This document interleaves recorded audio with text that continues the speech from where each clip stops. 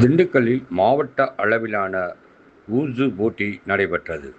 திண்டுக்கல் மாவட்ட ஊசு சங்கத்தின் சார்பில் 19வது மாவட்ட அளவிலான ஊசு போட்டி நடைபெற்றது. இந்த போட்டிக்கு சங்கத் தலைவர் மணிகண்டன் தலைமை தாங்கினார். சிறப்பு விருந்தினராக தீயணைப்புத்துறை மாவட்ட உதவி அலுவலர் சிவகுமார் கலந்து கொண்டு துவக்கி வைத்தார். 5 வயது முதல் 18 வயதுக்கு மேற்பட்டவர்களுக்கு சப் ஜூனியர், ஜூனியர், சீனியர் பிரிவுகளில் போட்டிகள் நடத்தப்பட்டன. தவுளு பிரிவுகளில் குழு போட்டி, சான்குவான், நான்குவான், டாயாச்சிக்குவான் ஆயத்தி போட்டிகள் நடைபெற்றன. சீனியர்கள் மட்டும்தான் நமது நாட்டில் பாரம்பரிய கலைகளை, தற்காப்பு கலைகளையும் கற்றுக்கொள்வார்களா?